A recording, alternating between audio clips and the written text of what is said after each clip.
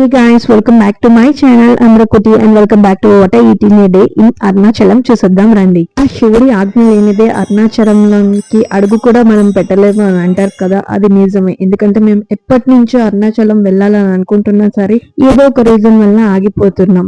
And ఇది కూడా అప్పటికప్పుడు మేము అనుకున్న వెంటనే టికెట్స్ దొరకడం అంతా కూడా అయిపోయింది. అండ్ అలానే గిరి ప్రదక్షిణ చేయాలి అక్కడ అని చెప్పేసి చాలా కోరికగా ఉండేది. చివరికి అది కూడా కంప్లీట్ అయింది. మేము మిడ్ నైట్ ఎప్పుడో 3 o'clock కి స్టార్ట్ చేస్తే ఎర్లీ మార్నింగ్ 8:30-9 వరకు అయింది. గిరి ప్రదక్షిణ మాకు కొంచెం ఈజీగానే అనిపించింది. అట్ లాస్ట్ అక్కడ చాలా ఫుట్ మసాజెస్ ఉంటే వాటిని కూడా ట్రై చేద్దాం అని చెప్పి ఫుట్ మసాజ్ ఒకటి ట్రై చేసాం. గిరి ప్రదక్షిణ కంప్లీట్ అయిపోయిన తర్వాత దగ్గరలో ఆ గోపురం చూడగానే ప్రాణం లేచి వచ్చినట్టు అనిపించింది. చాలా అంటే చాలా బాగా జరిగింది. దర్శనం అయిపోయిన తర్వాత అక్కడ దగ్గరలో ఒక టిఫిన్ షాప్ ఉంటే అక్కడికి వెళ్ళి ఇడ్లీ ఇంకా vada 3 different kinds of delicious chutneys అయితే తిన్నాము. అండ్ అలానే దారిలో వస్తుండగా ఇది రాగి జావ ఏదో సంథింగ్ చాలా టేస్టీగా ఉండే ఇది కూడా తాగాము.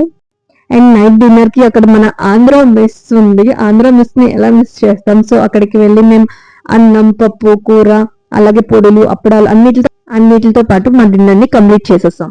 మాతో పాటు ఆ శివుడి ఆశీస్సులు మీకు కూడా ఎప్పుడూ ఉండాలని కోరుకుంటున్నాను. ఓం నమః శివాయ.